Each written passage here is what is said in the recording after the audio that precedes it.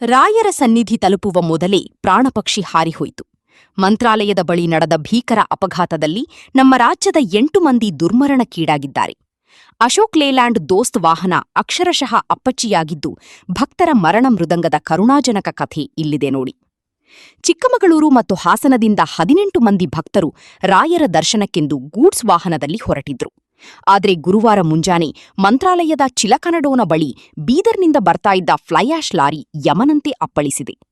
ಅಪಘಾತದ ತೀವ್ರತೆ ಎಷ್ಟಿತ್ತಂದ್ರೆ ಗೂಡ್ಸ್ ವಾಹನದ ಮುಂಭಾಗ ಸಂಪೂರ್ಣ ನುಚ್ಚುನೂರಾಗಿದೆ. 3 ವರ್ಷದ ಮಗು ಸೇರಿದಂತೆ 8 ಜನರು ಸ್ಥಳದಲ್ಲೇ ಪ್ರಾಣ ಬಿಟ್ಟಿದ್ದಾರೆ.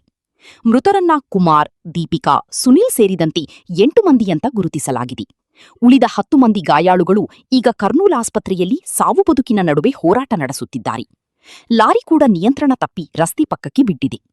ಎಮ್ಮಿಗನೂರು ಪೊಲೀಸರು ಈಗ ಸ್ಥಳಕ್ಕೆ ಧಾವಿಸಿದ್ದು ತನಿಖೆ ಕೈಗೊಂಡಿದ್ದಾರೆ. ರಾಯರ ದರ್ಶನಕ್ಕೆ ಹೋದವರು ಹೆಣವಾಗಿ ಮರಳುತ್ತಿರುವುದು ಆ ಕುಟುಂಬಗಳಲ್ಲಿ ಶೋಕಸಾಗರ ಮೂಡಿಸಿದೆ. ಮುಂಜಾನೆಯ ಪ್ರಯಾಣದಲ್ಲಿ ಚಾಲಕರ ಅಜಾಗರೂಕತೆ ಇಂತಹ ದೊಡ್ಡ ದುರಂತಕ್ಕೆ ಕಾರಣವಾಗುತ್ತಿದೆ. ಕರಾವಳಿ ಮತ್ತು ರಾಜ್ಯದ ಪ್ರಮುಖ ಸುದ್ದಿಗಳಿಗಾಗಿ ನಮ್ಮ ಚಾನೆಲ್ ಸಬ್ಸ್ಕ್ರೈಬ್ ಮಾಡಿ. ಧನ್ಯವಾದ.